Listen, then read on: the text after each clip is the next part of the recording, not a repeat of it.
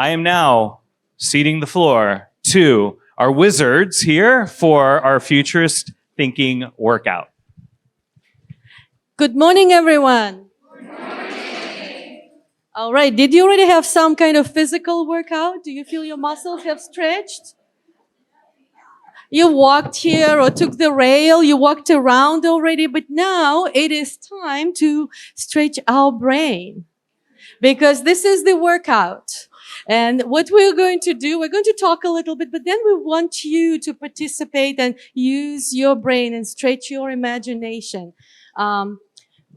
Throughout humanity's history, we all are trying to predict our future, right? Remember Nostradamus, Baba Vanga in Bulgaria, gypsies, fortune tellers, shamans, they all try to tell you that something good is going to happen, or they try to warn you that something bad may happen to you. And you all want, and at least I do want to have this crystal ball that will tell me everything that will happen in the future. Why? Mainly because we're afraid, we're very uncomfortable of unknown, right?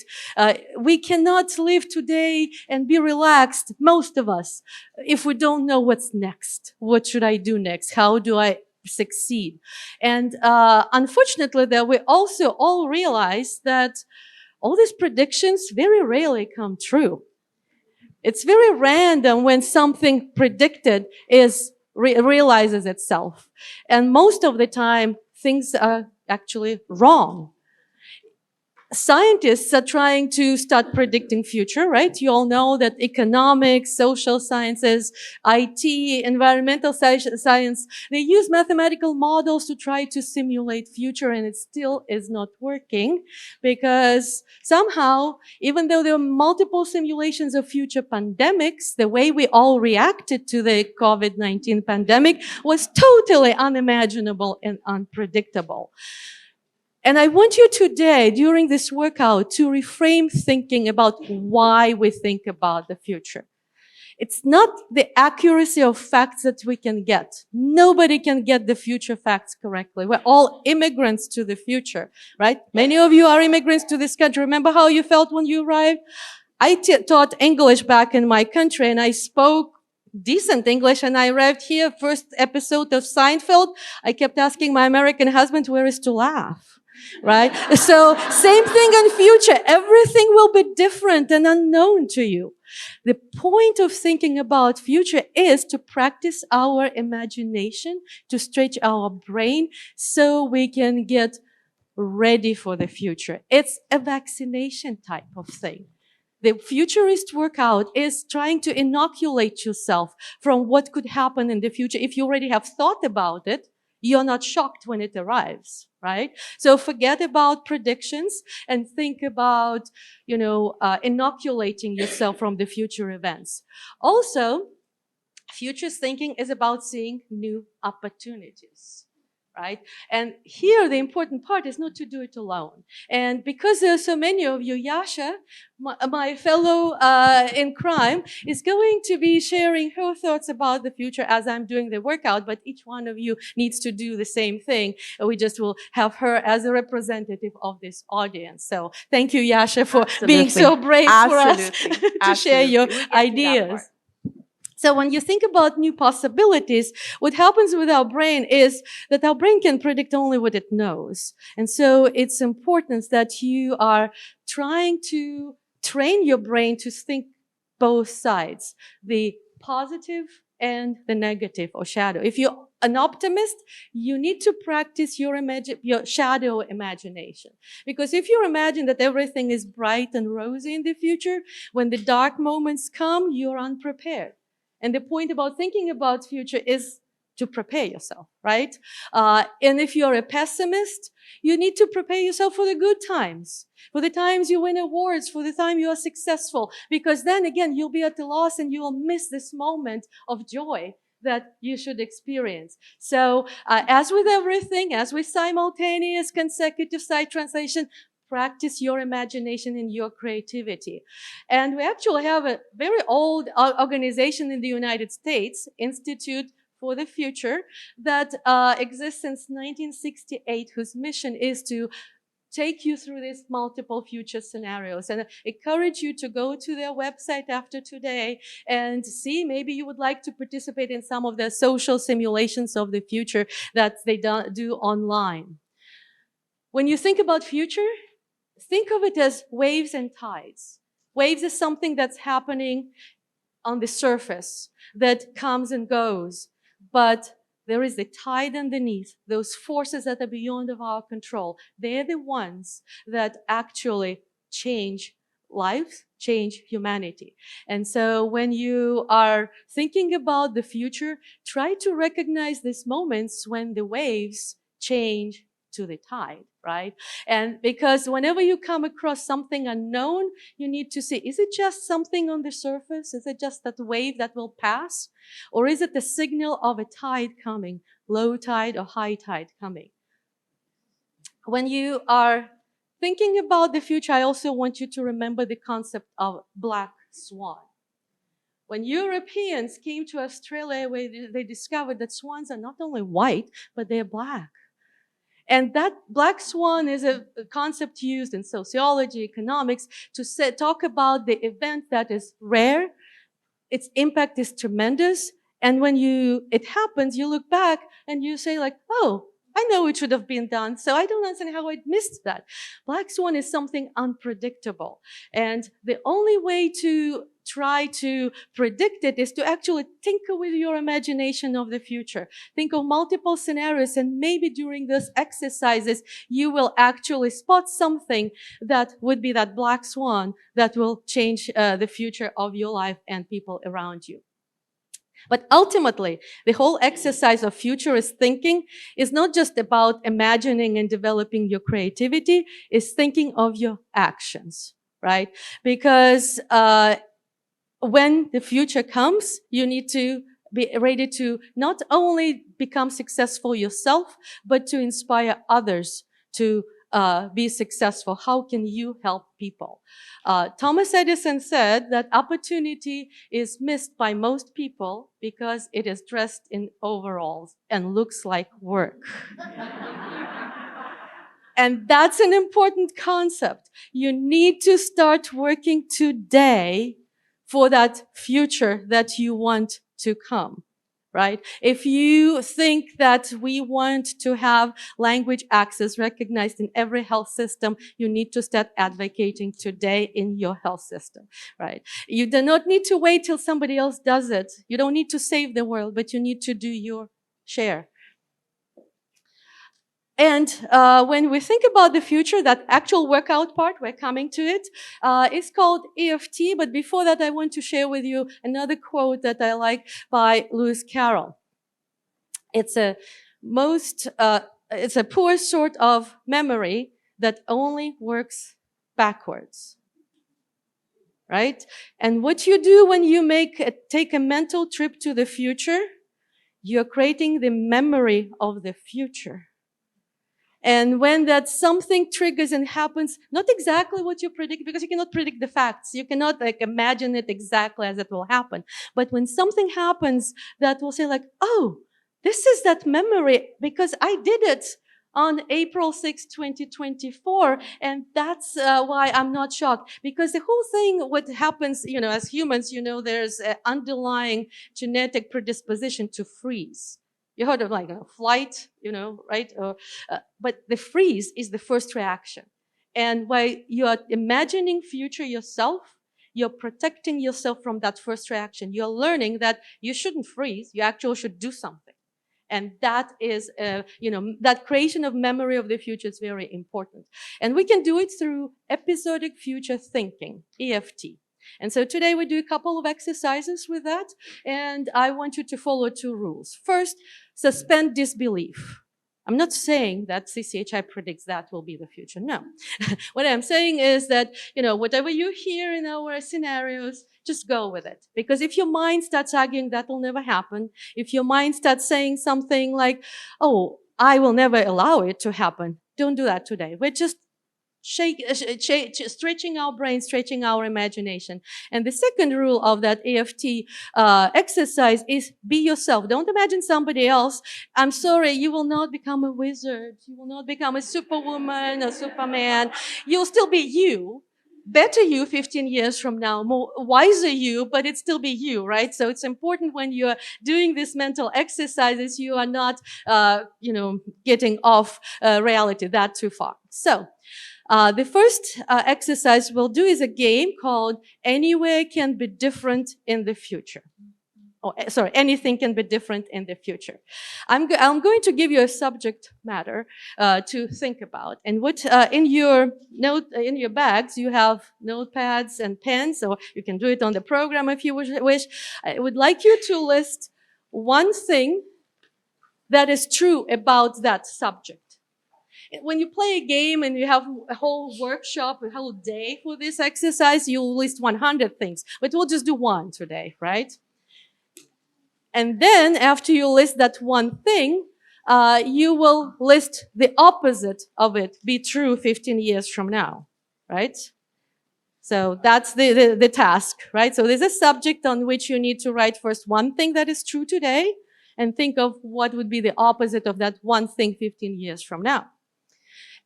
I do encourage you to write because actually scientists discover that when we write, we engage so many areas of our brain compared to when we keyboard, because every letter on the keyboard has the same movement of our thinker, but every letter that we write out has a different movement, right? So it's important. And the other aspect of writing is when you write something down, your brain thinks it's more real. So you are exercising your future abilities even more when you do that. So the subject for today is shoes. List one, shoes. What else could be the subject of today? So shoes. List one thing that you think is true about shoes today. Yeah.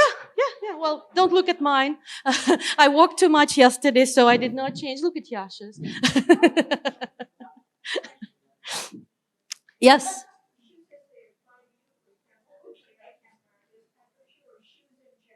Whatever comes to your mind, one thing that you think is true about shoes. All right? And then write the opposite of what you just wrote. Because the future will be different, right? So what will be different, how it will be the opposite of what you just wrote. Okay, so Yasha, tell us one thing that you thought about shoes. Mike?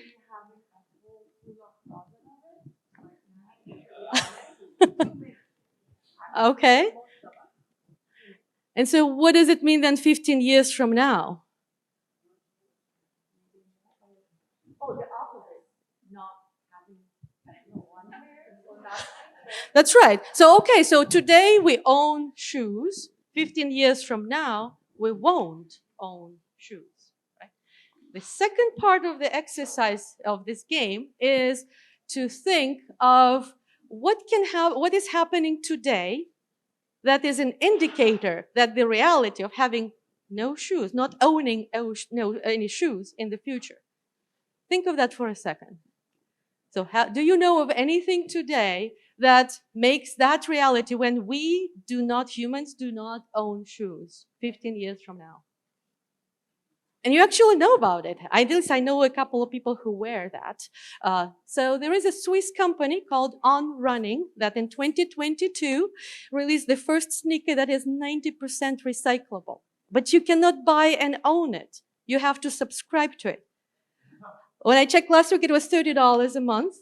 So after they start wearing out, you mail them back and they mail you a new pair. So you will never own that shoe.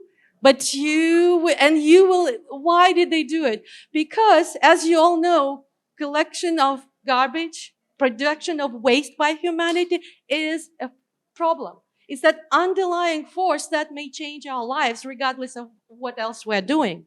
And if you want to Google for things like circularity or circular economy, because it's not just shoes industry. Many other manufacturers are thinking how they are going to get rid of the waste. Another term to search will be no waste movement. And you'll be surprised. So that's what I'm talking about when you're looking at that event or some one interesting occurrence that is different than what we're used to. That could be a signal of change, because you, as a science fiction writer said, the future is already here. It is just very unevenly distributed. And what happens with us, especially in our times, in the times of change, and we all know our world is changing. We have political divisions, we have climate change, we have problems with the waste, we have problems with mental health disorders affecting more and more young people than we've ever seen before. So all these underlying forces are telling us that the new reality is coming our way, but in present day, we live between these two curves. The green curve is the things we know, something that we are used to, and that curve on the way out. And then the other emerging curve is things that are to come, that future reality. The only thing we don't know, and that's a big only thing, is how steep these curves are, how fast common and things that we're used to will disappear and the new ones become new reality. And so your black swan is to predict how fast certain things will move in our lives. And when you're looking for the clues to the future or signals of change, you need to ask yourself all these questions.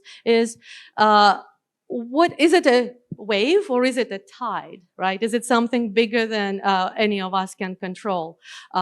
What's driving this change? Why are we seeing this, movement of sorts? And would you like to wake up in the world that new signal is a reality? So in other words, do you want to subscribe to shoes?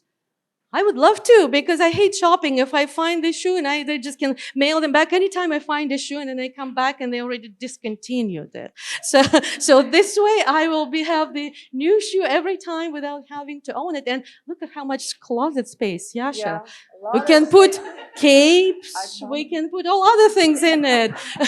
Jewelry, forget shoes, we have other things. Shoes we'll just do by subscription. I want to share with you another quote about future that I like by the author of the Harlem Renaissance, Zora Hurston. She said this kind of in the form of a riddle. The present was an egg laid by the past that had the future in its shell. The picture you see is the Aral Sea. That's what it looks like now. It's in Central Asia. And that sea disappeared within the last 40 years of our existence because humans made the wrong decision. And to get to a short-term gain of irrigating the desert around it, they turned the flow of the rivers and it became the desert even more. So it's also a clue to our future that we need to, make sure that we truly pay attention to climate change, to what happens in the nature, because if we don't, scientists predict by 2070, 3 billion people on Earth will be living on the territories that are unfit for human survival. We're talking Australia, Africa, Latin Central America. And where will the people go? They will be migrating, right? So the climate migration has already started. So if you search Google for climate migration or the engine of your choice, I'm not here to speak for Google, you will find that there are already migrants in the United States from the islands in the Pacific, which are disappearing because of the global warming. So let you remember this. If unfortunately this future comes to be, at least you won't be shocked that it happens. And now let's do some mental exercise again. So imagine April 6, 2039. It'll be a Wednesday, not a Saturday. So think and ask yourself question, how old are you?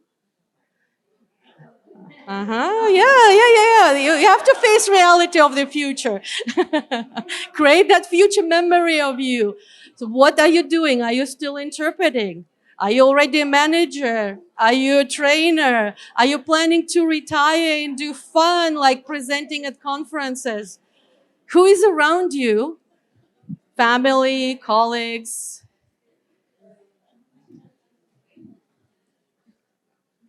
Okay, I'll give you a second and try to make it as vivid as possible. Like, I know, like, where will you be? Like, on Wednesday in 39, I don't think I'll be in Houston. I think I will be somewhere else, right? I know what age I'll be, and my hope is that at that time I'll finish 5 of my 10 novels that I plan to write after I retire from CCHI. So they'll be about history. The first one will be about 11th century. So, but that's my future. So I hope you all have like this, you know, and then you wake up. I wake up at around 11:30 a.m. because I wrote late last night. So think that specific, because when you do that, your brain kind of transports you into that moment. But now let's do a little more serious thinking here. So imagine 3 things about healthcare interpreting that are true today, but will be different in 2039. All right, and now I'll be asking Yasha about these things, but what I want you to get ready is those clappers and maracas. When Yasha says her thing, and if you like that future, if you want to be part of what's these 3 things she says, you do clappers, right? And if you kind of like, I don't think I'll be comfortable with that change, then you use maracas. Okay? So, Yasha, what are the 3 things? First thing, I think I can imagine that by then, maybe the only mode we all going to interpret in healthcare would be simultaneous only. And I'm sorry. Oh my God! All right. So you like that? Okay.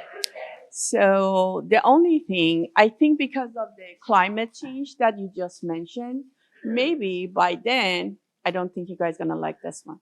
By then, maybe we have other languages here, so many of them, that the Spanish is no longer number 1 in demand, and maybe it's number 5 or 6.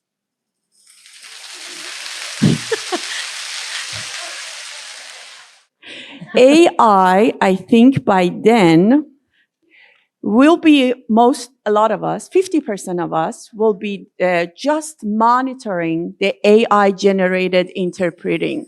Like, we're not really doing interpreting live.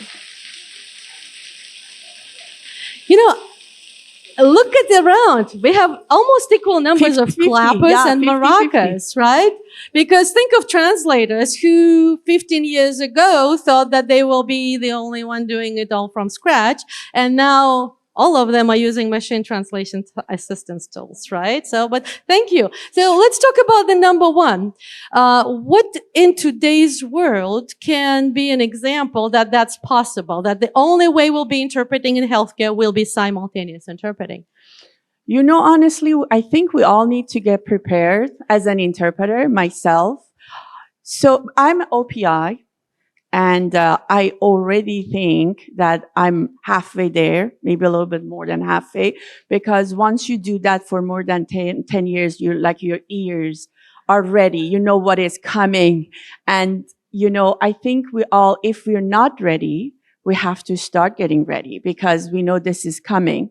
So I think to get prepared, not everyone can go to Monterey to get, you know, simultaneous certification, but there are other ways. We have a lot of trainings, you know, they're just growing, these companies. So I think starting today, think about that. If that's something that you're not comfortable with, for me, I don't want to hate be the one that I say I love simultaneous, but I honestly I'm comfortable with it because I think the way that I got trained to do my job.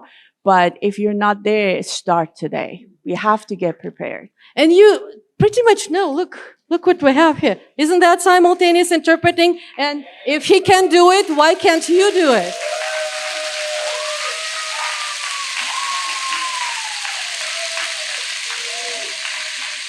Exactly. Like, there is a certain consumer in the world which only gets simultaneous, and that's people attending United Nations. And why are our patients deserving less? Right? I mean, like, why? I mean, like, they should get the same thing. Think of it from another aspect. If we're talking AI, and we, of course, are irreplaceable, and I encourage you to go to that session about safe AI interpreting to learn more about that. But the challenge will be the time, right? You all know doctors have no time. But if you're doing it simultaneously, then you have minimal delay. So it will be comfortable for providers, and definitely our patients deserve it. All right, let's do some more serious stretching and workout.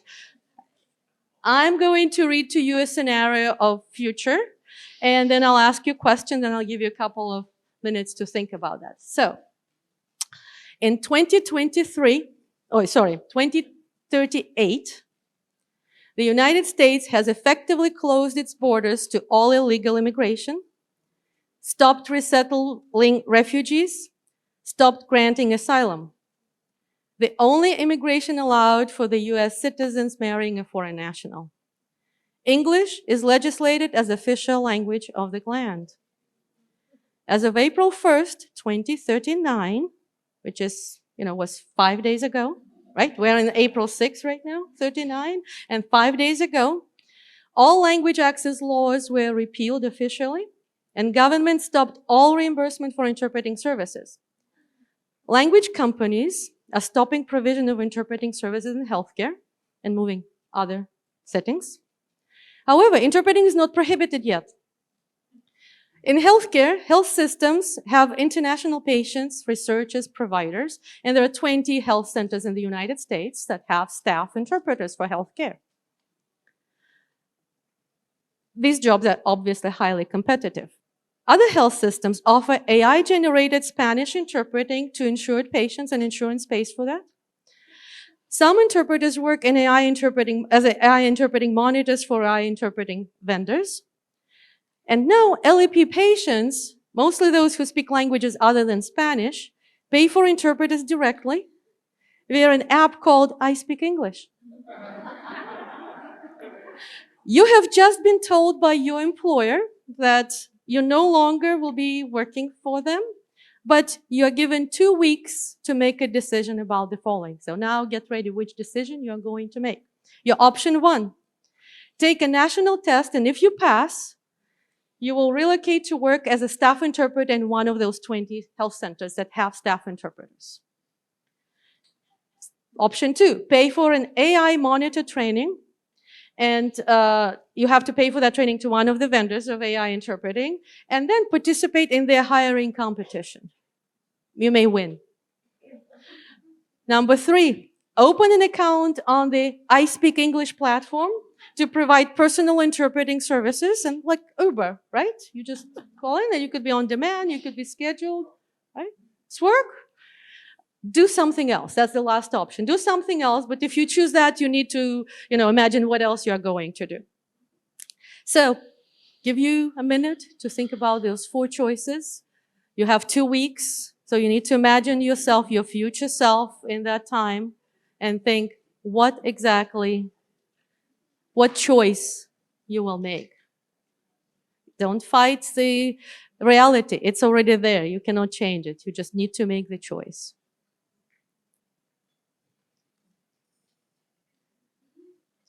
All right, and Yasha is going to tell us what choice she made.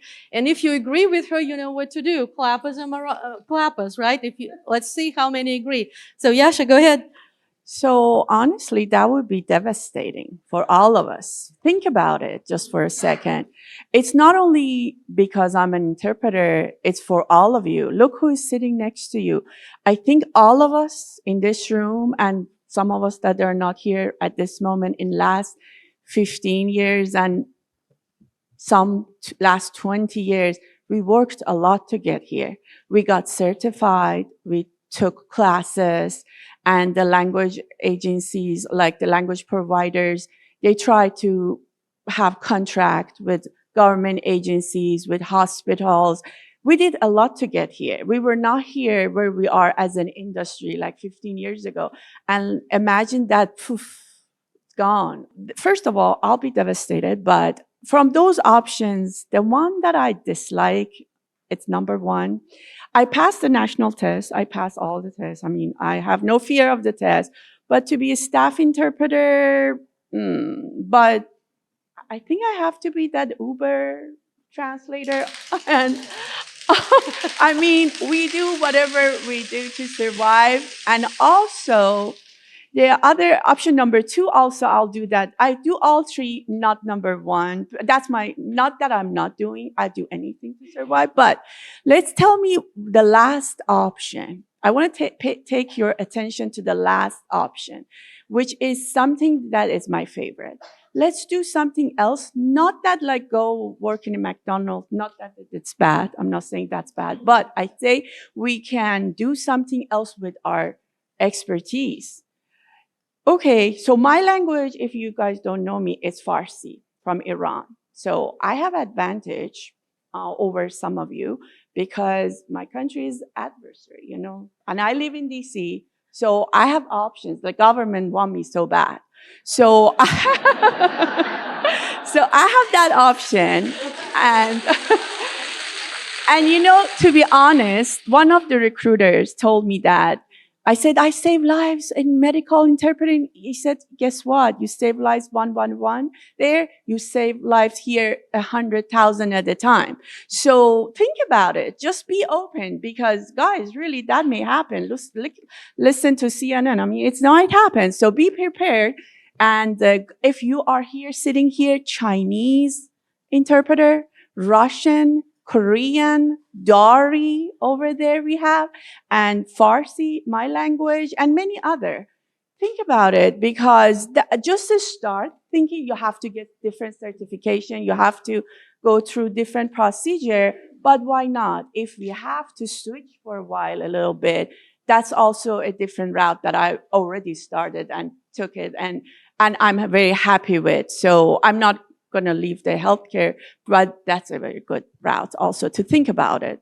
You see, that was exactly the futurist thinking. You take the dark moment and you find yourself, you apply your strengths, and you find how will you fit in. Because imagine, we're not alone in that dark future and that I just described. There'll be other people, so eventually we'll come out of that, right? There's low tide and then there is a high tide coming. So it's not forever and ever, but if we lose our, core skills, then it'll be hard to relearn them. Now let's go to a brighter future and let's think of that scenario. Again, it's a brighter, but it's not bright necessarily. So, in 2038, the government has passed the law declaring that every person in the US has the right to free interpreting in any setting and any situation. And the government established, yes, U.S. Interpreting Service Office, USIS. As of April 1st, 2039, all interpreters are government employees. There are 3 levels. Level one, you're an entry-level interpreter whose salary is $100,000. And if you live in big cities or special environments, then you get flexible addition pay to account for that location. Number 2, you're a master interpreter and your salary is $150,000. Level 3, you're interpreter/AI specialist with a $300,000 salary. How do you like AI now? Today, you received an email, still on April 6th, Wednesday, right? So you received an email from the government stating that you have 6 months to comply with this transition from being a private enterprise or whatever you were, a staff interpreter at a health system, to be a government employee. And you need to choose what you want to do. There are 3 options. Number 1, you must become certified by CCHI. Yes, when you enter future... you need to imagine yourself being a hero in that future, right? So anyway, CoreCHI performance credential or CHI credential doesn't matter. So all of you already here who already certified, you've done that. So you got your first level. For level 2, you need to become certified by CCHI with a master level CHI credential or specialty credentials in pediatrics, mental health, or speech pathology. So if you're interested in hearing about that, come to our panel. It's the last one today. And level 3, in addition to the CHI master certification, in other words, you still have to get certified, right? So there are no easy ways. You have to start working today. It's overalls all. So you have to start working today. You get certified. But you need to successfully complete a free government-paid 6 months training in AI speech and translation technology. So Yasha, what will you choose of these 3? First, let's say we like this scenario much better than the darker one before. But let's see. I'll definitely don't mind going, in a AI route, definitely 100%, because, I already started. Mila over there is witness that I already in the AI team for, next step. So we have to. You remember, guys, a lot of us didn't like to have a CAT tool. And we're like, we can do it without CAT tool, but can we do it now? Compete with our coworkers. You have to learn and have a CAT tool. If you guys don't know, CAT tool is for translating. We use that for translating. So the AI is good. And what was the other one? Just master certification, get another level. CCHI-P, I already have that. So those of you sitting here and you already are certified, you can relate to this. It gives you such a satisfaction when you add that little tiny P to your LinkedIn profile and you're like, CCHI-P, now what? Bring it on. The other one is that specialize in something. I'm all for this one because each one of us, we're not only interpreter, there is something else. Either we have a degree, either we had a job before, if we have another job right now, we're specialized in something.